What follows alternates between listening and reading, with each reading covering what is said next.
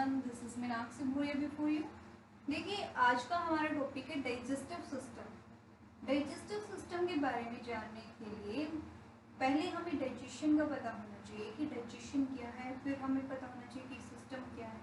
ठीक है, तो उससे पहले मैं आपको एक स्टोरी सुना देती हूँ। देखिए, हम हर चीज़ को अपनी डेली रूटीन की लाइफ से रिलेट करके चलेंगे ना, तो चीज़ें हमें बहुत अच्छे से क्लियर होने वाली हैं। ठीक है, तो आज के क्वेश्चन जो है काफ़ी इंपॉर्टेंट है, एम्स पॉइंट ऑफ व्यू से भी और नीट पॉइंट ऑफ व्यू से भी। हम प्रीवियस ईयर के भी कुछ क्वेश्चंस हैं वो डिस्कस करेंगे। ठीक है, तो आप ध्यान से सुनिएगा और स्टोरी भी आपको मैं यूजफुल ही सुनाने वाली हूँ। ये मत सोचना काट दो कभी कि आपका टाइम वेस्ट कराया जा रहा है। ठीक है, तो आप पूरी स्टोरी को ध्यान से सुनिएगा। तो मैं आपको एक स्टोरी सुना रही हूँ। हम क्या करते हैं डेली, हम क्या करते हैं, हमारे पास पैट होते हैं या फिर स्ट्रीट डॉग होते हैं, उनको हम फूड डालते हैं और फूड डालते हुए हम किसी न किसी प्रकार की जो साउंड करते हैं ना, उनको किसी न किसी प्रकार का स्टिमुलस देते हैं, जिससे कि हमें पता चल जाए कि हम ऐसी आवाज़ निकालें तो कुत्ता भाग के आएगा। कुत्ते को पता चल जाता है कि ऐसी आवाज़ निकालने पे हमें खाना मिलने वाला है, तो वो भाग के चला आता है। ठीक है, तो गांव में तो यूजुअली जो बड़े बुजुर्ग लोग होते हैं वो ऐसा करते ही हैं। आप लोगों ने भी कभी न कभी तो किया होगा, किसी पेट को बुलाने के लिए आप किसी भी प्रकार की साउंड निकालते हैं। तो उसी चीज़ की बात कर रहे हैं। तो एक साइंटिस्ट थे पाब्लो, उन्होंने क्या किया, एक डॉग पे स्टडी की। डॉग पे स्टडी करते हुए उन्होंने क्या किया, डॉग को फूड ऑफर किया। जैसे ही वो फूड ऑफर करते हैं तो क्या देखते हैं, डॉग के माउथ से जो स्लाइवा का सिक्रीशन होने लगता है। जैसे ही स्लाइवा का सिक्रीशन होता है तो जितनी बार भी डॉग को खाना दोगे और उसके मुंह से स्लाइवा का सिक्रीशन होता है, तो पाब्लो साइंटिस्ट ने ऐसा नोटिस किया। तो उसके बाद उन्होंने क्या किया, चलो मैं अब ये देखता हूँ कि मैं बैल बजाता हूँ, क्या बैल बजाने पे भी ऐसा ही हो रहा है। तो उन्होंने क्या की, बैल को बजाया तो देखा कि माउथ से कोई भी स्लाइवा का सिक्रीशन नहीं हो रहा था डॉग के। तो उन्होंने क्या किया, कुछ टाइम के बाद एक और एक्टिविटी शुरू कर दी। बैल और खाने को दोनों को कंबाइन कर दिया, दोनों को कंबाइन कर दिया। जैसे ही बैल बजा के तुरंत साथ में खाना आता। तो डॉग क्या देखता कि जैसे ही बैल बज रही है खाना भी आ रहा है, तो वो बैल की आवाज़ उसे सुनते ही भागा चला जाता और देखता कि खाना मिल रहा है, तो उसके मुंह से स्लाइवा का सिक्रीशन होता।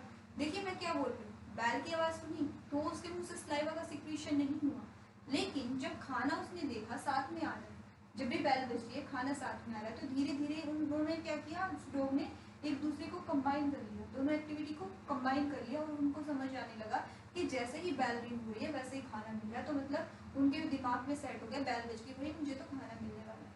ठीक है, तो वो क्या करने लगे, स्लाइवा का सिक्रीशन करने लगे जैसे ही बैल बजती और खाना आता। धीरे धीरे उन्हें हैबिट हो गई इस चीज़ की। और जब भी फिर क्या होता कि बैल बजाई जाती तो वो स्लाइवा का सिक्रीशन करने लगे। जैसे ही उन्होंने बैल बजाई, स्लाइवा का सिक्रीशन किया, क्योंकि डॉग ने क्या सोचा कि मुझे तो अब खाना मिलने वाला, क्योंकि जब भी ये बैल बजती है तभी खाना मिलता है। क्योंकि देखिए लंच का जो बैल बजती है वो थोड़ी लंबी सी बजती थी मेरे टाइम में, तो मुझे नहीं पता आजकल कैसे बजती बैल बजती है या क्या है। ठीक है, तो एक टाइम ड्यूरेशन भी होता है, हम तो ह्यूमन बीइंग है तो हमें एक्सपीरियंस हो जाता है। लेकिन बैल बजने का कनेक्शन डायरेक्ट होता है कि डॉग के लिए कि जैसे बैल बजी उसे खाना मिलेगा। ठीक है, तो स्लाइवा का सिक्रीशन हुआ। तो इधर आप मुझे बताइए कि स्लाइवा का सिक्रीशन बैल से रिलेटेड हुआ या फूड से रिलेटेड हुआ। वो तो डायरेक्टली इनडायरेक्टली फूड से ही रिलेटेड था ना। जैसे ही उन्हें फूड मिला तो स्लाइवा का सिक्रीशन होता था, और धीरे धीरे जब ये क्या होगा, इन्हें फूड नहीं दिया जाएगा, बैल बजाएंगे, एक दो बार तो ये जाएगा फूड फूड ना ऑफर करने पे, बस खाली हम बैल बजा रहे हैं, एक बार तो जाएगा, दो बार जाएगा, तीन बार जाएगा। जब बार बार देख रहे कि बैल का मेरे लिए कोई मतलब ही नहीं है, तो वो डॉग क्यों जाएगा। लोग भी तो समझदार है ना आजकल, तो वो नहीं जाएंगे। तो इस स्टडी को पाब्लो ने क्या नाम दिया, क्लासिकल कंडीशनिंग नाम दिया गया, या फिर थ्योरी ऑफ लर्निंग इसे नाम दिया गया था। ठीक है, तो पाब्लो साइंटिस्ट की ये एक इम्पोर्टेंट रिसर्च है जो कि डाइजेशन से रिलेटेड तो खैर नहीं है, लेकिन स्लाइवा से रिलेटेड है, इसलिए इसे डाइजेशन से रिलेट कर दिया जाता है। क्योंकि हम क्या समझते हैं, स्लाइवा का मतलब क्या है, काम ही क्या, फंक्शन क्या है, डाइजेशन का। लेकिन क्वेश्चन को किस तरीके से घुमाता है, एम्स में और नीट में यही डिफरेंस है कि चीज़ें वहाँ से रिलेट करती हैं लेकिन एक्यूरेट वो नहीं होती है। तो हम आगे पढ़ रहे हैं। आज का हमारा टॉपिक है वो डाइजेशन का होने वाला है। डाइजेशन में बक्कल कैविटी में आपको पढ़ाऊंगी। दिया आज। तो डाइजेशन क्या है, देखिए जो मॉलिक्यूल्स हैं उनका ब्रेक डाउन क्या होता है, डाइजेशन होता है। और उन ब्रेक डाउन जो मॉलिक्यूल्स हैं उनका क्या होना, वहाँ से एब्जॉर्ब कर लिया जाना, जो सेल वॉल होती है उन्हें एब्जॉर्ब कर लेती है, एब्जॉर्ब कर लिया जाना क्या कहलाता है, एब्जॉर्प्शन कहलाता है। अब डाइजेशन क्या है, breakdown of macromolecules in micromolecule for assimilation is called as digestion. जैसे कि आपके प्रोटीन्स हो सकते हैं, कार्बोहाइड्रेट्स हो सकते हैं, या फिर आपके लिपिड्स हो सकते हैं। इनके सोर्स आप देख सकते हैं, ये ब्रेड है, एग है, और आपका जो लिपिड्स का जो भी कोई ऑयल कंटेंट होते हैं वो सोर्स हो सकते हैं। इनका जब ब्रेकडाउन हुआ तो इन्होंने क्या बनाया, माइक्रोमोलिक्यूल्स बना लिए। ये क्या है, माइक्रोमोलिक्यूल्स बना लिए। देखिए एब्जॉर्प्शन होता है हमेशा मोनोमर के फॉर्म में होता है, तो ठीक है। अब डाइजेशन हो रहा है, किस चीज का हो रहा है, फूड का डाइजेशन होता है। फूड की बात कर ले, फूड क्या हो सकता है, आपका कार्बोहाइड्रेट हो सकता है जो कि आपका पॉलीमर की फॉर्म में होता है। पॉलीमर क्या होते हैं कि बहुत सारे मॉलिक्यूल्स मिलके जब एक मॉलिक्यूल बना लेते हैं वो क्या होते हैं, पॉलीमर होते हैं। देन आपकी बात करें ग्लाइकोजन। ग्लाइकोजन क्या है, नॉन वेज सोर्स है। देखिए जब मैंने आपको 10th क्लास के बारे जो लाइफ प्रोसेस है उसमें पढ़ाया था, तो मैंने आपको बताया था कि जो ह्यूमन बीइंग है उनमें जो रिजर्व फूड है वो ग्लाइकोजन की फॉर्म में होता है। मतलब जो दूसरे ऑर्गेनिज्म है उनमें भी जो रिजर्व फूड मटेरियल है वो ग्लाइकोजन की ही फॉर्म में होगा, ठीक है। तो मतलब कि नॉन वेज जो डाइट देंगे, जैसे कि आप कोई चिकन खाता है, कोई मटन जो भी खाता है, तो उनमें जो भी क्या मिलेगा, उन्हें ज़्यादातर ग्लाइकोजन मिलेगा, ठीक है। वेज सोर्स में भी मिल जाता है, लेकिन ज़्यादातर आपको नॉन वेज में ग्लाइकोजन मिलेगा। और जब हमने वहीं पे वेरीगेटेड लीफ के बारे में पढ़ा था, वेरीगेटेड लीफ में हमने एक एक्सपेरिमेंट किया था कि आयोडीन डाला था, वेरीगेटेड लीफ पे आयोडीन डाला था, तो जो लीफ ने कलर चेंज कर लिया था, ब्लैकिश हो गई थी ना, तो वो किसकी वजह से हुई थी, स्टार्च की प्रेजेंस की वजह से। स्टार्च टेस्ट ही तो था वो आपका, तो उसकी वजह से जो वेरीगेटेड लीफ है वो अपना कलर चेंज कर ली थी। तो मैंने आपको क्या बताया था उस वक्त कि जो स्टार्च है वो रिजर्व फूड मटेरियल होता है प्लांट्स में। तो जब स्टार्च की बात करें तो वेज सोर्स जो होता है उनसे हमें स्टार्च मिलेगा, दोनों किसकी फॉर्म में, कार्बोहाइड्रेट की फॉर्म में। इसके अलावा सुक्रोज हो गया, लैक्टोज हो गया, ये डाइमर की फॉर्म है, मतलब कि डाई मतलब दो मॉलिक्यूल्स होंगे और इनका ब्रेक डाउन होगा। जब ये मोनोमर की फॉर्म में आ जाएंगे तो क्या होगा, इनका एब्जॉर्प्शन हो जाएगा। फिर या फिर आपके फैट हो सकते हैं, लिक्विड हो सकते हैं, ये इनका डाइजेशन होगा, ठीक है। फिर आज का हमारा टॉपिक जैसे कि आपको पता ही है बक्कल कैविटी है। क्या है आज का हमारा टॉपिक, बक्कल कैविटी।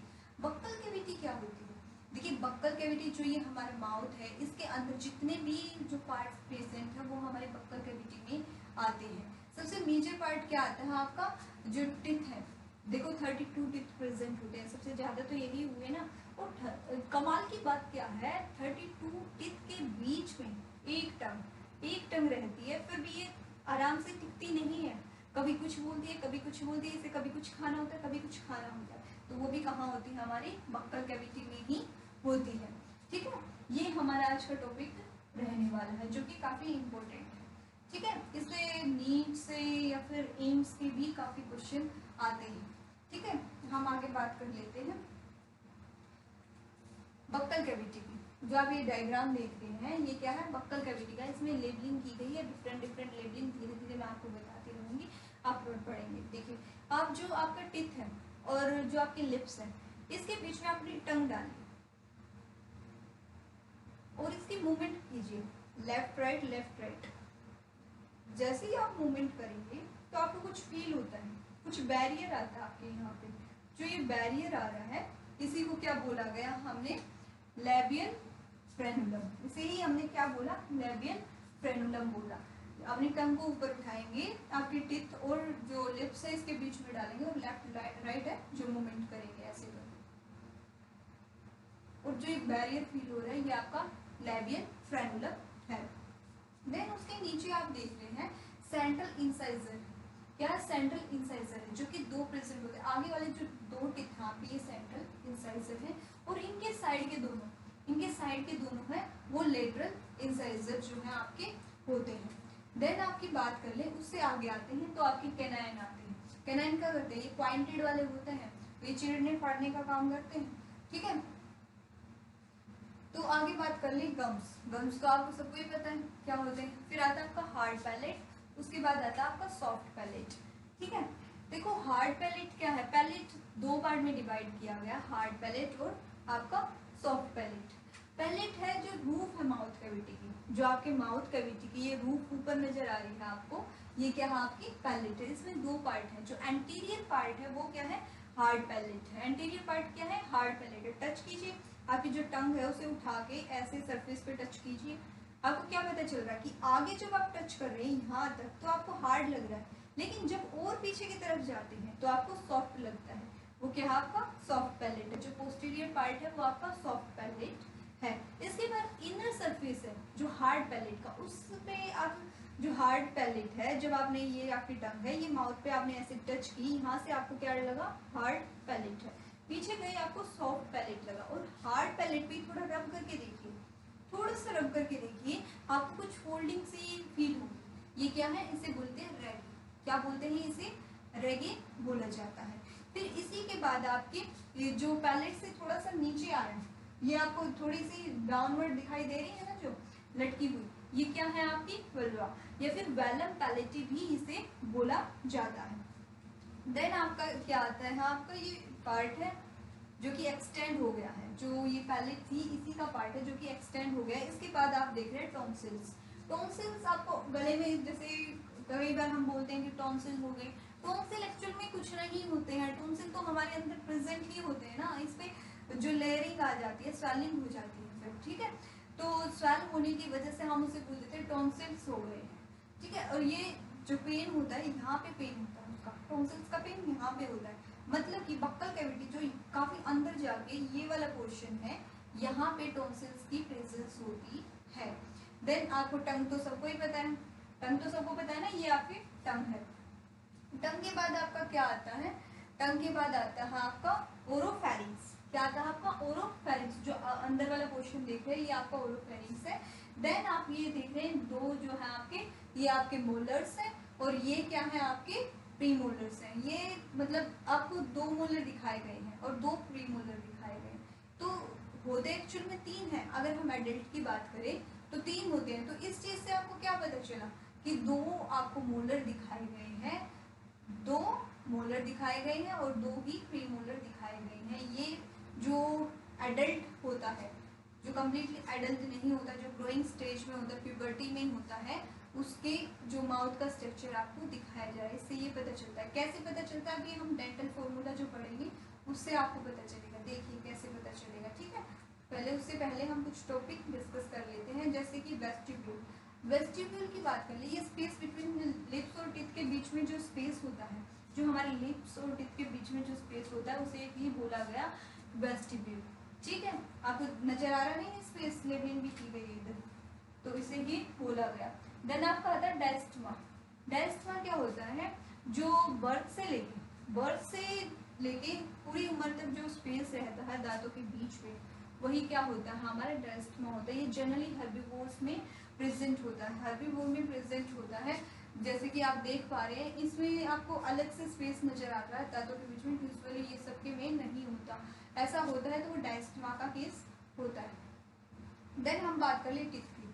टिथ क्या है, टिथ फॉर्मिंग सेल क्या होती है, ओडोंटोब्लास्ट। ओडोंटोब्लास्ट जो कि आपकी जो हम क्या है, ह्यूमन बीइंग क्या है, ट्रिप्लोब्लास्टिक एनिमल है, जिसमें एंडोडर्म, मेसोडर्म और एक्टोडर्म प्रेजेंट होती है, ठीक है। तीन लेयर प्रेजेंट होती है, ठीक है। उन तीन लेयर से ही पूरी बॉडी डेवलप होती है। ये डेवलपमेंटल बायोलॉजी का पार्ट है जो कि आपको नहीं जानना है अभी, तो आप इतना याद रखिएगा कि ओडेंटोब्लास्ट से फॉर्म होती है। और ओडेंटोब्लास्ट किससे बनता है, मेसोडर्म से बनता है। जो थ्री लेयर है, मेसोडर्म जिनमें से एक है, मेसोडर्म से ओडेंटोब्लास्ट बनेगा और ओडेंटोब्लास्ट से आपका टिथ की फॉर्मेशन होगी। देन एनिमल की फॉर्मेशन जो होती है वो डेंटाइन से होती है और एमेलोब्लास्ट से होती है, जो कि ये दोनों डेंटाइन और एमेलोब्लास्ट किससे, एक्टोडर्म से आपके डिराइव्ड होते हैं, ठीक है, याद रखिएगा। देन हम बात कर ले डेंटेशन की। डेंटेशन क्या है, अरेंजमेंट ऑफ टिथ, कि टिथ का अरेंजमेंट कैसे किया गया है। हमने तो किया नहीं है, नेचुरली अरेंज है। वो कैसे अरेंज है, कहाँ पे इंसाइजर है आपके, कहाँ पे जो है कैनाइन है, कहाँ पे प्रीमोलर्स हैं और कहाँ पे मोलर्स है। मोलर आपके क्या होते हैं, तीन होते हैं। मोलर आपके तीन होते हैं। देखिए ये क्या है, अडल्ट का दिखाया गया है, जबकि जो पहले दिखाया गया था वो प्यूबर्टी वाले का था, क्योंकि वहाँ पे दो ही प्रीमोलर दिखाए गए थे और आपको दो ही मोलर देन हम बात करें आगे, तो हम आगे क्या देखते हैं, ये हमारे टीथ का डायग्राम है। ये क्या है, टीथ का स्ट्रक्चर है। इसमें डिफरेंट डिफरेंट जो लेबलिंग होगी उसी के बारे में आज हमने जाना है, एक एक करके सबको डिस्कस करेंगे हम, ठीक है। सबसे पहले क्या आता है, एनिमल आता है हमारा। एनिमल क्या होता है, सबसे हार्डेस्ट पार्ट होता है। हार्डेस्ट क्यों होता है, जितना ज़्यादा देखिए ऑर्गेनिक पार्ट होगा किसी में उतना ही ज़्यादा वो हार्ड होगा। और इसकी तो हार्डनेस की वजह क्या है, जो फॉस्फेट जो होता है हमारा उसकी वजह से ये सबसे ज़्यादा हार्ड होता है। इसमें जो 99% जो है ऑर्गेनिक पार्ट होता है, जबकि जो 1% है वो इनऑर्गेनिक पार्ट होता है। और 99 में से भी 95% क्या होता है आपका, कैल्शियम के सॉल्ट्स होते हैं। कैल्शियम के सॉल्ट जैसे कि कैल्शियम कार्बोनेट हुआ, कैल्शियम फॉस्फेट हुआ, तो उनसे मिलके बना होता है और इन्हीं की वजह से इसकी हार्डनेस होती है। देन सेकेंड पार्ट आता है आपका डेंटाइन। डेंटाइन क्या है, एनिमल से बिल्कुल नीचे वाला पार्ट क्या है आपका, डेंटाइन है। और ये पार्ट सॉफ्ट होता है एनिमल से तो, लेकिन हार्ड होता है बोन से। बोन से हार्ड है, सॉफ्ट है एनिमल से, ठीक है। इसमें 80% ऑर्गेनिक है। देखिए ऊपर वाले में 99% ऑर्गेनिक था, इस वजह से वो ज़्यादा हार्ड था। और यहाँ पे 80% ऑर्गेनिक है, तभी ये इससे थोड़ा सॉफ्ट है और बोन से हार्ड है। मतलब कि बोन में 80 से भी कम % जो है आपको ऑर्गेनिक मटेरियल मिलेगा, ठीक है। इसमें जैसे कि कौन कौन सा मिल सकता है, जो आपका हाइड्रोक्सी एपेटाइल है या फिर फ्लोरा एपेटाइल है, वो सब आपको मिल सकते हैं। हाइड्रोक्सी एपेटाइल है, देखिए फॉर्मूला क्या है, CaPO4 का होल ट्वाइस डॉट CaOH का होल, CaPO4 का होल ट्वाइस डॉट CaOH का होल ट्वाइस, ऐसा ही तो लिखा हुआ है ना। ये लिखा हुआ है तो OH मतलब हाइड्रोक्सी, हाइड्रोक्सी एपेटाइल जो फॉर्मूला का नाम दिया गया। फिर नीचे क्या है, नीचे जो फ्लोरीन है वही तो ऐड किया गया, तो फ्लोरो एपेटाइल हो गया आपका, ठीक है। देन हम आगे बात करें, आगे क्या है हमारा, पल्प कैविटी। पल्प कैविटी क्या है, एनिमल और डेंटाइन के नीचे हमारी पल्प कैविटी आती है। ये इंटीरियर पार्ट है जो उसकी फॉर्मेशन करती है। जो सेंट्रल पार्ट होता है टीथ का वही होता है। इसमें बहुत सारी जो कनेक्टिव टिश्यू हैं वो प्रेजेंट होते हैं, ब्लड वेसल्स प्रेजेंट होती है, नर्व्स जो है वो प्रेजेंट होती है, ठीक है। लिम्फेटिक वेसल्स प्रेजेंट होती है, ठीक है। फिर आता है आपका गम्स। गम्स को हम और क्या बोल सकते हैं, गिंगिवा, और क्या बोल सकते हैं, गिंगिवा भी हम जो गम्स हैं उन्हें बोल सकते हैं। देन आपका क्या आता है, रूट कैनाल। जो ये पल्प कैविटी का पार्ट है, ये आगे जो आगे चला गया है, यही क्या है आपकी रूट कैनाल है। ये नैरो एक्सटेंशन है पल्प कैविटी की, नैरो एक्सटेंशन है पल्प कैविटी की, जिसकी ओपनिंग होती है बेस पे, और उस ओपनिंग को क्या बोला जाता है, फोरेमेन बोला जाता है, एपिकल फोरेमेन बोला जाता है, जो कि मैं आगे लेबल करूंगी। नीचे आप ये जो रीजन देख रहे हैं, ये क्या है, टिथ है। टिथ तो कंप्लीट है, ये क्या है, बोन है, जिससे कि टिथ हमारा अटैच होता है। ये बोन है, ये से पेरियोस्टियम जो ये सबसे जो गम खत्म हुए ना अपने, उसके साथ ही जो अपनी ये है बोन अटैच है, और इनके बीच में एक लेयर सी दिखती है आपको, ठीक है, जहाँ पे ये डॉटेड डॉटेड स्पॉट्स बोन के अंदर नहीं प्रेजेंट है, वो क्या है आपकी पेरिओस्टियम होती है, जो कि वाइट फाइब्रस टिश्यू की लेयर होती है, जिसे कि क्या बोला जाता है, पेरियोडोंटल मेम्ब्रेन। क्योंकि डोंटल का मतलब क्या होता है, डेंटेशन से ही मतलब होता है, मतलब जो टिथ होते हैं उन्हीं से इसका लेना देना है, ठीक है। तो पेरिडोंटल मेम्ब्रेन जो इसे बोलते हैं। देन आपका आता है सीमेंटम। सीमेंटम क्या है, सीमेंटम होता है एक्स्ट्रा लेयर, रफ लेयर होती है, जो रूट की मेडअप किससे बनी होती है, आपकी फ्लोरो एपेटाइल से। ये भी आपकी फ्लोरो एपेटाइल से बनी हुई है। जो आपका डेंटाइन है वो भी आपका फ्लोरो एपेटाइल से ही बना हुआ था, ठीक है। देन बात कर लेते हैं, ये बैटर अटैचमेंट प्रोवाइड करती है गम्स के साथ, ठीक है। देन आपका ये आ गया एपिकल फोरेमेन, जो कि मैंने आपको बताया था, जो पल्प कैविटी की ओपनिंग है इधर ही होती है, इसे एपिकल फोरेमेन बोला जाता है। और यहाँ पे बहुत ज़्यादा जो आपकी लिम्फ वेसल्स प्रेजेंट होती हैं, और लिम्फ वेसल्स क्या करती हैं, उसे प्रोटेक्शन प्रोवाइड करती हैं। जबकि जो नर्व्स हैं वो भी प्रेजेंट है, वो क्या करती है, सेंसेशन का काम करती है। तो जो पल्प, देखिए जब हमें सेंसेशन होती है ना, तो वो कब होती है, जो एनिमल और जो डेंटाइन है इस पोर्शन को कवर करके जब जर्म्स अंदर तक पहुंच जाते हैं, इतना टिथ हमारा खराब हो चुका होता है, 2 लेयर खराब हो चुकी होती है और पल्प कैविटी में जाने लग जाती है, तभी हमें सेंसेशन होती है गर्म की, ठंडे की या किसी भी प्रकार की, क्योंकि यहीं पे हमारी नर्व्स और वेसल्स प्रेजेंट हैं जो कि सेंसेशन में हेल्प करते हैं। देन इसके आगे जब हम बात करते हैं तो इसके आगे हम क्या देखते हैं, टाइप ऑफ टिथ। कि टिथ कितने टाइप के, डिफरेंट बेसिस पे इनको कैटेगराइज कर दिया गया है। तो 1 बाय 1 करके हम पढ़ेंगे, ठीक है, और ध्यान से पढ़िएगा क्योंकि इनके कोलैबोरेशन के साथ आपको क्वेश्चन बना के दिया जाता है। तो जो फर्स्ट है हमारा on the basis of structure and function, ये फंक्शन के और स्ट्रक्चर के बेस पे इनको कैसे क्लासिफाई किया गया है, 2 क्लास में क्लासिफाई किया गया है, जैसे कि होमोडोंट और आइसोडोंट। होमो का मतलब क्या होता है, सिमिलर, और आइसो का भी तो मतलब वही होता है, डोंट का मतलब टिक। जो टिक सिमिलर होते हैं स्ट्रक्चर में और फंक्शन में भी, वही क्या होते हैं, हमारे होमोडोंट होते हैं। जैसे कि हमारे जो फ्रॉग हो गए, शार्क हो गए, डॉल्फिन हो गया, टूथ व्हेल हुई अपनी, ये सब आते हैं। फ्रॉग का देखिए, ये आपका फ्रॉग का डायग्राम है। इधर आप देखिए फ्रॉग में क्या है, 2 टाइप के टीथ होते हैं, लेकिन वो सेम होते हैं स्ट्रक्चर में भी और फंक्शन में भी। जो आप ये 2 देख रहे हैं बीच में बिल्कुल आपको नजर आ रहे हैं ना, तो जैसे ये इनकी कैविटी है, यहाँ पे आपको जो 2 नजर आ रहे हैं, ये वोमेराइन टिथ होते हैं, वोमेराइन टिथ होते हैं। जबकि ये पेरिफेरी पे जो आपको नजर आ रहे हैं, ये पेरिफेरी पे नजर आ रहे हैं ना, ये क्या है, आपके मैक्सिलरी टिथ होते हैं, ठीक है। दोनों का फंक्शन भी सेम है और दिखने में भी ये सेम होते हैं, स्ट्रक्चर और फंक्शन दोनों सेम है, ठीक है। फिर आपकी जो डॉल्फिन है, उनके भी टिथ आपको दिख रहे हैं, बिल्कुल सिमिलर और फंक्शन भी इनका सिमिलर ही होता है। देन आपकी ये क्या है, आप ये पहले आपकी शार्क थी, अब आपकी डॉल्फिन है, और फिर आपकी टूथ व्हेल है। जो ये टूथ व्हेल है आपकी, ये भी ऐसे ही टिथ इनके प्रेजेंट होते हैं। फिर इसके बाद आता है आपका हेट्रोडोंट। हेट्रोडोंट में क्या है, डिफरेंट जो स्ट्रक्चर एंड फंक्शन में डिफरेंट होंगे, वो क्या होंगे, आपके होमोडोंट। ये मोस्टली मैमल्स में प्रेजेंट होती है। मैमल्स में हम कौन है, मैमल्स ही तो हैं, तो मैमल्स में प्रेजेंट होती है। जैसे कि इसमें डिफरेंट टाइप के आपको दिखाए गए हैं, इंसाइजर, कैनाइन, प्रीमोलर, मोलर, ठीक है।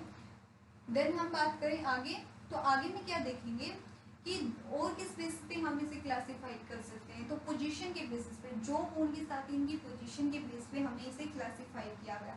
सबसे पहले आता है एक्रोडोंट। देखिए एक्रोडोंट जब भी आप देखेंगे, एक्रो से समझेंगे कि एब्सेंस, एब्सेंस ए से एब्सेंस की एब्सेंस है, ठीक है। तो सुपरफिशियली अटैच्ड होते हैं ये बेस से, जैसे कि ये हमारी बेस वाली बोन है, ये वाली बेस वाली बोन है, ये हमारा टिथ है, ये इससे अटैच होंगे, बस बेस से थोड़ा सा अटैच होंगे, तो ऐसे वाले टिथ क्या होंगे, एक्रोडोंट होंगे। जबकि हम दूसरे वाले की बात करें, जैसे कि आप ये डायग्राम में देख भी रहे हैं इधर, तो दूसरे वाले क्या होते हैं, दूसरे वाले होते हैं आपके प्लूरोडोंट। उससे पहले एक बार एग्जांपल देख लेते हैं एक्रोडोंट का। फ्रॉग और शार्क इसके एग्जांपल होते हैं। प्लूरोडोंट की बात कर ले, प्लूरोडोंट क्या होते हैं, मान लो ये बोन हमारी ऐसे थी, ये बोन है और ये भी बोन है, ऐसे थोड़ी यहाँ तक है, और इस पे टिथ की अटैचमेंट होनी है। टिथ की अटैचमेंट होनी है तो बेस से तो अटैच है ही, लेकिन साइड में ये बोन है, इससे भी अटैच है, लेकिन एक साइड से आप क्या देख रहे हैं, फ्री है, यहाँ तो किसी से अटैच नहीं है। इस टाइप के जो टिथ की अरेंजमेंट होगी वो क्या कहलाएगी, प्लूरोडोंट कहलाएगी। ये सुपरफिशियली अटैच्ड होते हैं बोन से through base and one lateral side. जो आप इसका एग्जांपल देख सकते हैं, ये इसके एग्जांपल हैं, जैसे कि मतलब डायग्राम है, देख सकते हैं कि इस तरीके से जो है ये अरेंज होता है। देन हम बात कर लें इसके एग्जांपल की, लिजर्ड होगा, टेल्ड एम्फीबियन होगा। टेल्ड एम्फीबियन में सैलमेंडर, सैलमेंडर देखिए ये आपको हाथ में दिखाया गया है, तो जरूरी नहीं है कि इतना ही छोटा होता है, सैलमेंडर बहुत बड़े बड़े भी होते हैं आपके। देन आपका थीकोडोंट, थीकोडोंट क्या होता है, ये रूटेड टिथ होते हैं। जो ऊपर वाले 2 थे ये रूट नहीं प्रेजेंट होती थी, लेकिन थीकोडोंट में रूट प्रेजेंट होती है। तो रूट प्रेजेंट होती है, तो इससे एक बात याद रखेंगे थीकोडोंट के लिए। देखिए जो नॉन वेज डाइट लेते हैं, नॉन वेज डाइट लेते हैं, उनको क्या होता है कि मस्कुलर फूड खाना पड़ता है। अब मस्कुलर फूड खाने के लिए ज़्यादा एनर्जी लगानी पड़ती है ताकि वो टीयर हो जाए और श्रिंक भी हो जाए, ठीक है। अब ज़्यादा एनर्जी लगा रहे हम, अगर बेस ही स्ट्रॉन्ग नहीं है तो क्या वो टूट नहीं जाएंगे, टूट जाएंगे ना। तो बेस स्ट्रॉन्ग होना जरूरी है, तो जो ये रूट है ये डीप होनी जरूरी है। और ये ऐसे ऑर्गेनिज्म जो है कार्निवोरस होंगे, हो सकता है कि घास फूस भी खाते हैं साथ में, ठीक है, या फिर प्योरली नॉन वेज खाते हैं, तो वो इसी कैटेगरी में आएंगे। मैमल्स हो गया आपका, क्रोकोडाइल हो गया, आर्कियोप्टेरिस हो गया। आर्कियोप्टेरिस को देखिए, ये जो आपका डायग्राम, जो ये फोटो दिख रही है आपको, आर्कियोप्टेरिस तो फोसिल्स है, जो बर्ड का फर्स्ट फोसिल मिला था ये वही था। अब तो प्रेजेंट है नहीं, इसकी ज़्यादातर जो कैरेक्टरिस्टिक फीचर है डायनासोर से मिलती थी। तो मेरे ख्याल से आपको ये याद हो जाना चाहिए। अब रूट है तो वो तो सॉकेट में ही जाएगी, पार्ट ऑफ रूट है inside socket of jaw bone, ठीक है। देन हम आगे बात करें तो और किस बेसिस पे हम इसको क्लासिफाई कर सकते हैं, on the basis of development, कि डेवलपमेंट के बेसिस पे या फिर ओरिजिन के बेसिस पे हम इसको कैसे क्लासिफाई करें। तो ओरिजिन के बेसिस पे A5 डोंट, ए मतलब फिर से एब्सेंट की, इसमें टिथ होते ही नहीं है, थ्रू आउट लाइफ जो है टिथ है एब्सेंट रहते हैं। एग्जाम्पल की बात कर ले, स्पाइनी और स्केली जो एंट ईटर है, इसकी पिक्चर देखेंगे आप, ये स्केली एंट ईटर की पिक्चर है और ये आपकी स्पाइनी एंट ईटर की पिक्चर है, ठीक है। देन हम बात कर ले मोनोफाइलोड, मोनो का मतलब होता है वन, जो थ्रू आउट लाइफ में एक बार जो टिथ की डेवलपमेंट होती है जिनकी, वो क्या होते हैं, मोनोफाइलोड होते हैं आपके, ठीक है। जैसे कि मोल्स हो गए, मार्सुपियल्स हो गए, आपके डॉल्फिन होगी या फिर व्हेल होगी, तो ये सब तो आपने देखे ही है। मार्सुपियल्स का जो पिक्चर है आपको दिखा देती हूँ, ये आपके मार्सुपियल्स हैं। मोल की भी दिखा देती हूँ, वैसे तो आपने देखा ही होगा, ये मोल है जो उनकी जो पिक्चर है, ठीक है। फिर हम बात करें डायफाइडोन, डाया का मतलब होता है टू, जो दो बार जो डेवलपमेंट होती है टिप की, तो वो क्या होती है, डायफाइडोन होते हैं आपके, ठीक है। डायफाइडोन होते हैं जैसे कि ह्यूमन बींग है, उसमें क्या होता है, एक बार टेम्परेरी टीथ आते हैं, फिर परमानेंट टीथ आते हैं, तो जो मोस्टली मैमल्स होते हैं वो इसी कैटेगरी में आपके आते हैं, ठीक है। और फिर हम बात कर लें पोलीफायोडोंट की, कितने पोलीफायोडोंट, देखो हम 4 टाइप पढ़ रहे हैं इधर। पोलीफायोडोंट से मतलब है कि जो पोली मतलब बहुत बार, जिनका जो टीथ की डेवलपमेंट है बहुत बार होगी। ऐसे लोगों को आप बोलोगे ना कि झगड़ा मत कर मेरे साथ, ज्यादा जुबान मत लड़ा वरना दांतें तोड़ दूंगा आपके, ठीक है, तो वो क्या करेंगे, स्माइल करेंगे, तोड़ ले भाई, मेरा क्या जा रहा, मेरे तो दोबारा आएंगे, तू अपना सोच, तेरे टूट गए तो दोबारा कैसे आएंगे, है ना। इस एज में जैसे आप 12th क्लास में आ गए हो, अब आपके दांतों पे कोई गुस्सा मार दे तो क्या होगा, टूट जाएंगे दांत, और वो दोबारा आएंगे, नहीं आएंगे। या फिर आप एक्सीडेंटली गिर जाते हो तो आपके दांत टूट जाते हैं, तो दोबारा नहीं आते हो, ठीक है।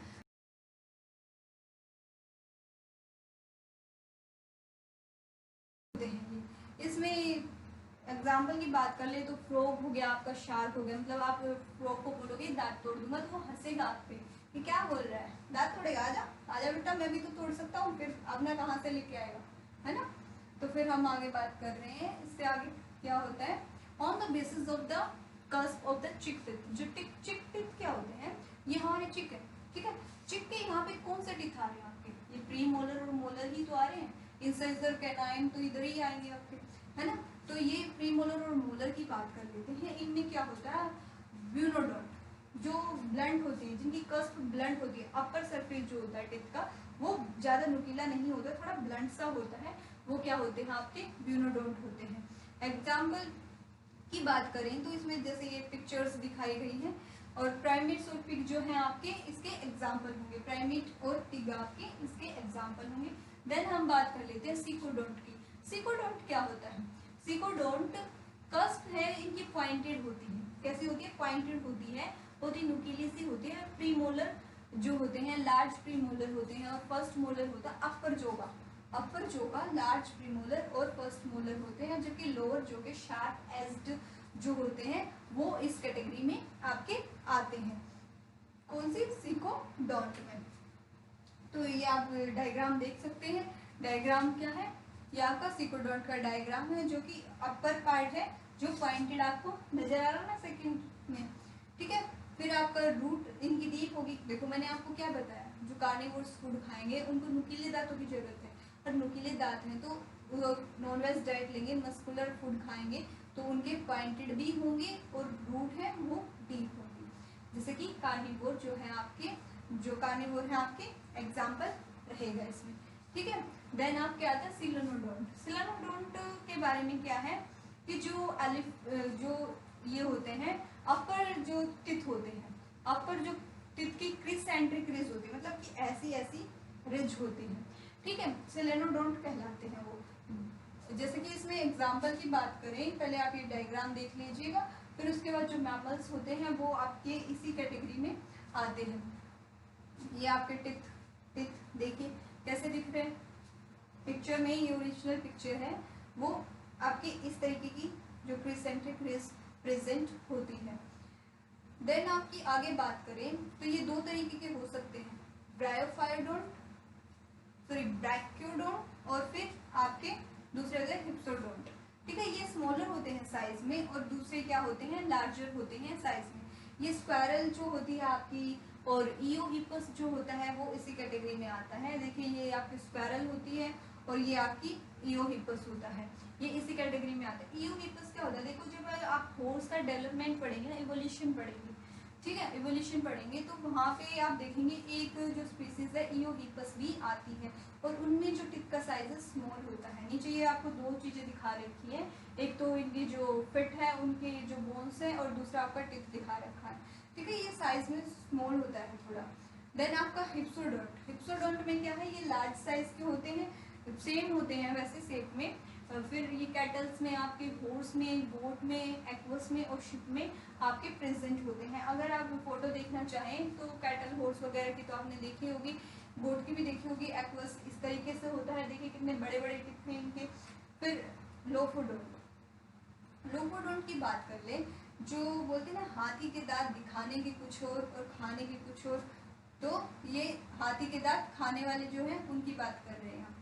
ठीक है, ये क्या होते हैं, लोफोडोंट होते हैं, आपके लोफोडोंट होते हैं।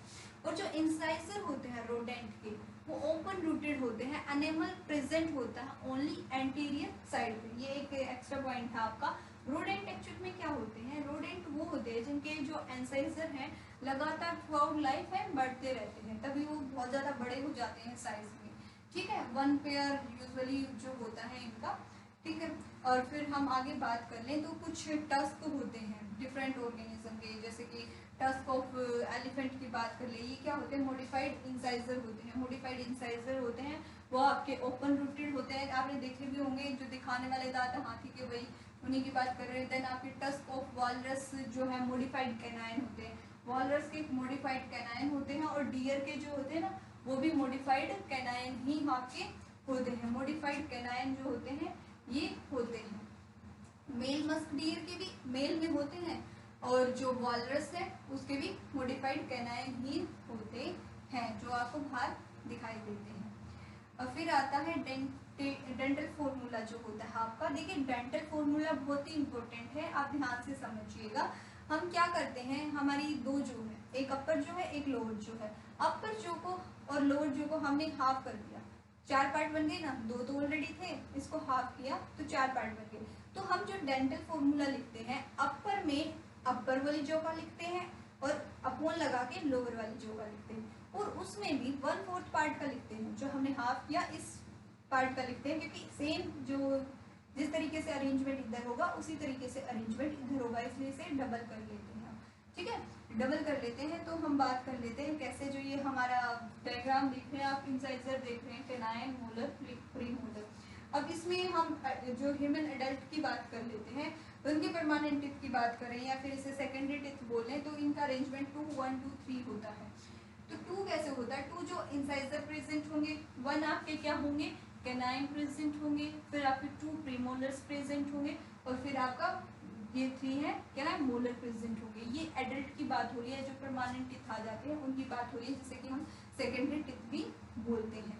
ठीक है, इसकी कैलकुलेशन करेंगे। कैलकुलेशन कैसे करेंगे, देखिए 2 1 कितना हो गया, 3 3 और 2 5 5 और 3 5 6 7 8 हो गई ना। ऊपर हमने कैलकुलेट किया 2 और 1 3 और 2 कितना हो गया, 5 5 और 3 6 7 8। ठीक है, 8 हो गए, 8। फिर हमने क्या किया, ये इतने जो पोर्शन के अपर जो गए, इतने पोर्शन के हमने कैलकुलेट किए, ये कितने हो गए आपके 8। और फिर इसको डबल किया, मतलब जो इधर वाले हैं इनसे डबल करेंगे ना, तो तब कितने हो गए, तो जा 16। और सेम ही तो नीचे है, सेम ही नीचे है, तो कैलकुलेशन किया 16/16 आपका जो है फॉर्मूला होगा डेंटल फॉर्मूला, वो भी परमानेंट टिथ का, ह्यूमन की या फिर बोले सेकेंडरी टिथ का। फिर आता है ह्यूमन चाइल्ड का, या फिर डिसीडियस जो टिथ होते हैं, मिल्क टिथ बोल लें या फिर बेबी टिथ बोल लें या फिर प्राइमरी टिथ बोल लें, बात सेम ही है। इधर फॉर्मूला क्या होता है, 2 1 0 2। ठीक है, ये कैसे, देखिए जैसे जैसे धीरे धीरे बच्चा डेवलप होता है तो उसमें टिथ आने शुरू होते हैं, और जब वो चाइल्ड होता है तो उसके बेबी टिथ होते हैं, उनका नंबर इतना ही होता है। क्योंकि उनमें जो ये होते हैं हमारे प्री मोलर होते हैं वो एब्सेंट होते हैं, और जो मोलर होते हैं उनमें भी एक नंबर कम होता है।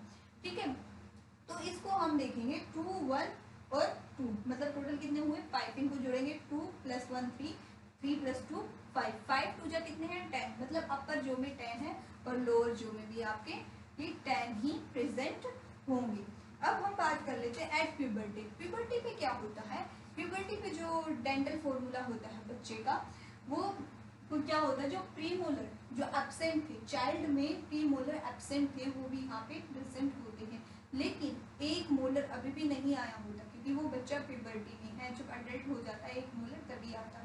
एक का मतलब क्या है, एक इधर मोलर तभी आएगा, एक इधर और एक इधर, मतलब ये 4 जो है जो मैच्योर होने के बाद आएंगे। ठीक है, इसको कैलकुलेट किया 2 1 3 4 5 6 और 7, 7 2 जा 14, 14/14 जो होगा आपका। ठीक है, अब कुछ और फॉर्मूले और बता देती हूँ मैं आपको जो कि आप पढ़ सकते हैं। ठीक है, जो जैसे कि आपका ये है रेट का फॉर्मूला है 1003/1003, तो आप इसको कैलकुलेट कर लेंगे। तो कैलकुलेट करने पे आप क्या देखेंगे, आपका ये 8/8 आ जाएगा। देन आपका आता है एलिफेंट का। एलिफेंट का आप क्या याद रख सकते हैं, रेड जैसा ही है, रेड जैसा ही है, बस क्या करना है, एक दंत दयावंत। एक दंत दयावंत से क्या मतलब है, जब आप लोग आरती करते हैं तो क्या बोलते हैं, एक दंत दयावंत किसको बोलते हैं, गणेश जी को, और उनपे किसका मुंह लगा होता है, एलिफेंट का। तो मतलब उनका एक दांत टूट गया था तो इसलिए उन्हें एक दंत बोला जाता है। तो वो एक दांत तोड़ दिया हमने, किसका, रेड का एक दांत तोड़ दिया नी, तो क्या हो गया, एक दंत हो गया 1003/003। इसको आप सेम प्रोसीजर से कैलकुलेट करेंगे, आपका आ जाएगा। ठीक है, तो 8/6 आ जाएगा। फिर आपका आता है रैबिट का। रैबिट का फॉर्मूला क्या होता है, 2033/1023, 2033/1023। इसको कैलकुलेट करेंगे, जैसे ही आपने इसको कैलकुलेट किया तो इसका क्या आएगा, 16/12 आपका आ जाएगा, 16/12 आ जाएगा। फिर आप स्क्वायरल का कैलकुलेट करेंगे, स्क्वायरल का कैलकुलेट करते हुए 1023 क्या आएगा, 1023/1013। इसको भी कैलकुलेट कर लेंगे तो आपका क्या आ जाएगा, ऊपर में 12 और नीचे में आपका 10 जो है आ जाएगा। ठीक है, हम आगे बात करते हैं। आगे जो हॉर्स का हुआ, पिग का होगा और मोल का होगा वो सेम ही फॉर्मूला होगा, 3143 × 2/3143 × 2। इसको भी कैलकुलेट करेंगे तो आपका क्या आ जाएगा, ये आपका सॉल्यूशन आ जाएगा 22/22। ठीक है, हम अब आगे बात करते हैं। आगे में क्या देखेंगे, अब थोड़ा सा इम्पोर्टेंट है, इसे थोड़ा ध्यान से देखिएगा।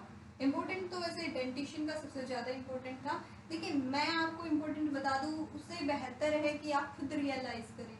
और वो रियलाइज़ कैसे होगा, जब हम प्रीवियस ईयर के क्वेश्चन देखेंगे। एक देखिए, जब भी पेपर होता है ना, एक पैटर्न फॉलो होता है उसमें।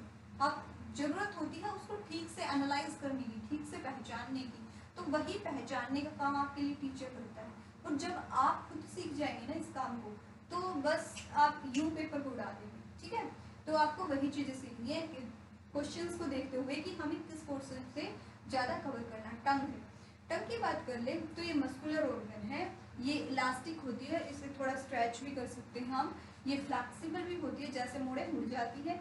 देन ये वॉलेंट्री होती है। वॉलेंट्री सुना है आपने, क्या होता है, सुना होगा, और नहीं सुना तो चलो हम बता देंगे, क्या बड़ी बात है ना।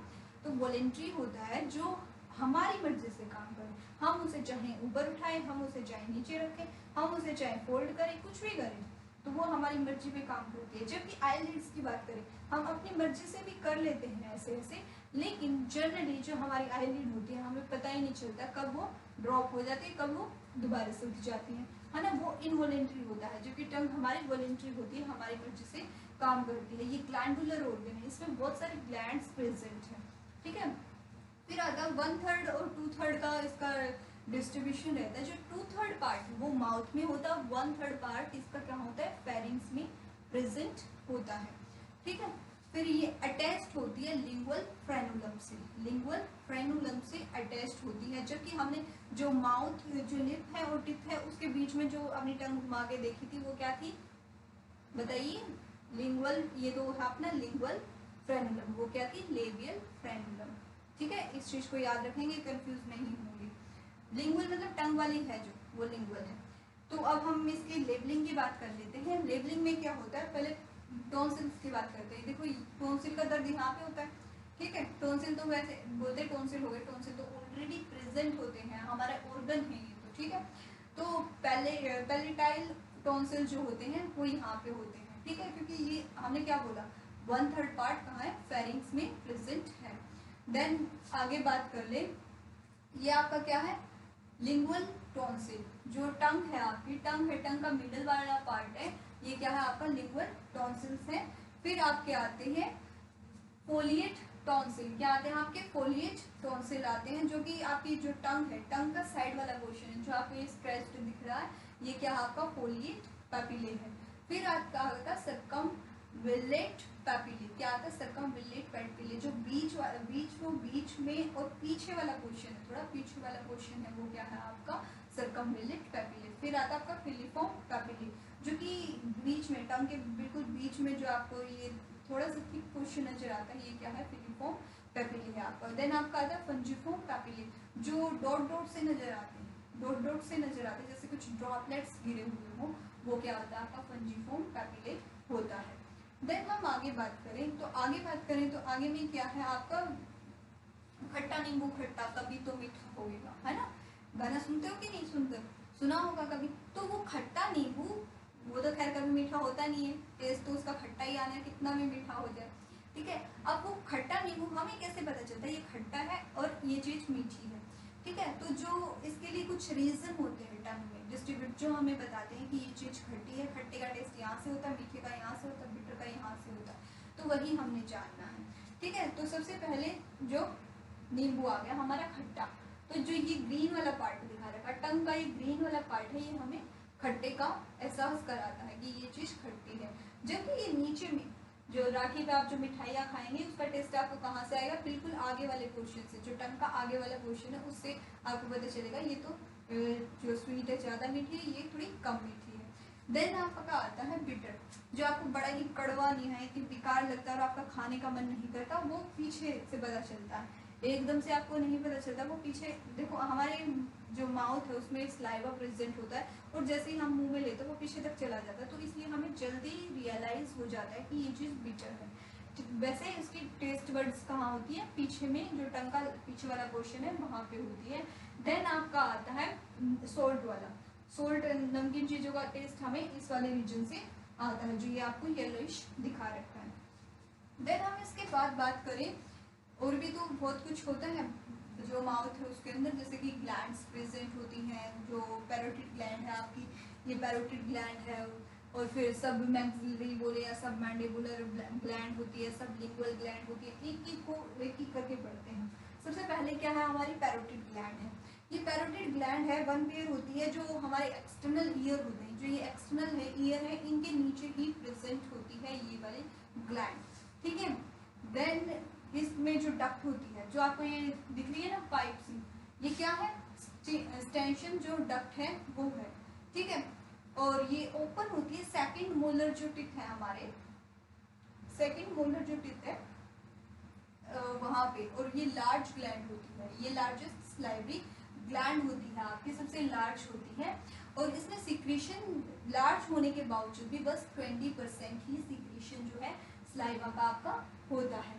देन इसमें एंजाइम और वाटर की जो दोनों की कंपोजिशन मिक्स आपको मिलेगी। देन उसके बाद आपकी आती है सब मैक्सिलरी या फिर बोले सब मैंडिबुलर ग्लैंड बोलते हैं इसे, जो ये आपकी दिखाई दे रही है आपको लेबलिंग में, ठीक है। तो ये सिंगल होती है, इंटरमीडिएट साइज की होती है, मतलब ना तो बहुत बड़ी होती है ना छोटी होती है, और सिंगल ही प्रेजेंट होती है, जबकि पैरोटिड 2 प्रेजेंट थी, दोनों ईयर्स के नीचे प्रेजेंट थी। ये सबसे ज़्यादा कंट्रीब्यूशन देती है सलाइवा का, 70% जो कंट्रीब्यूशन है वो सब मैक्सिलरी या सब मैंडिबुलर से ही आता है। और अब इसे सब मैक्सिलरी और सब मैंडिबुलर क्यों बोल रहे हैं, क्योंकि ये जंक्शन होता है ना मैक्सिला और मैंडिबुलम का, वहीं से प्रेजेंट होती है।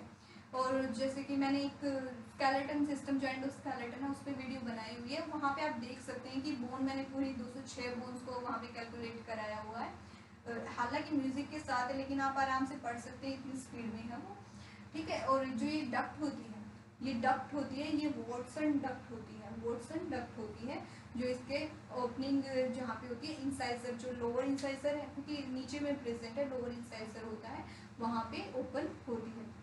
देन आपकी आती है सबलिंगुअल ग्लैंड। सबलिंगुअल ग्लैंड के लिए फिर आप ये डायग्राम देखिए, लिंगुअल का मतलब होता है टंग, टंग के नीचे जो ग्लैंड है आपकी वो सबलिंगुअल ग्लैंड है। इस ग्लैंड के बारे में मैं आपको बता दूं, ये सबसे कम सिक्रीशन करती है, स्मॉलेस्ट ग्लैंड है, ये अपने दोनों काम में एकदम फिट है, स्मॉलेस्ट ग्लैंड है तो स्मॉलेस्ट ही सिक्रीशन करिए। 5 to 10% जो है आपका सिक्रीशन सलाइवा का इधर से होता है। ये कंट्रीब्यूट करती है लिंगुअल लाइपेज का और म्यूकस का, ठीक है, प्रेजेंट होती है टंग के बिलो, ठीक है। डक्ट का नाम है डक्ट ऑफ रेवेनस, क्या नाम है, डक्ट ऑफ रेवेनस, जो ओपन होती है near lower surface of tongue, जो टंग का लोअर सरफेस है, बार बार बता रही हूँ मैं। कंटेन्स एंजाइम और कुछ और भी प्रेजेंट होता है जैसे कि म्यूकस, ठीक है। कुछ स्लाइवरी ग्लैंड जो ह्यूमन में प्रेजेंट नहीं होती बट डॉग में प्रेजेंट होती है, वो है इंफ्रा ऑर्बिटल। और जो टंग होती है ना, टंग के अंदर ये सबलिंगुअल ग्लैंड है, इस ग्लैंड के भी सब पार्ट होते हैं, जैसे कि 3 और पार्ट हैं, जैसे कि आपका वेबर्स ग्लैंड होगी, वेबर्स ग्लैंड क्या है, म्यूकस का सिक्रीशन करती है। वेबर्स ग्लैंड के बाद आपकी एबनर्स ग्लैंड होगी, एबनर्स ग्लैंड क्या है आपकी लिंगुअल लाइपेज का सिक्रेशन करती है। देन आपकी नूज ग्लैंड होगी जो कि म्यूकस का सिक्रेशन करती है, ठीक है, ये सब इंपॉर्टेंट है। देन हम बात कर ले इसके आगे, तो आता है कंपोजिशन ऑफ स्लाइवा, जो स्लाइवा है उसमें क्या क्या कंपोजिशन होती है। अप्रोक्सीमेटली 99% है जो वाटर की प्रेजेंस होती है यहाँ पे, और 1% है सोल्यूट्स प्रेजेंट होते हैं आपके।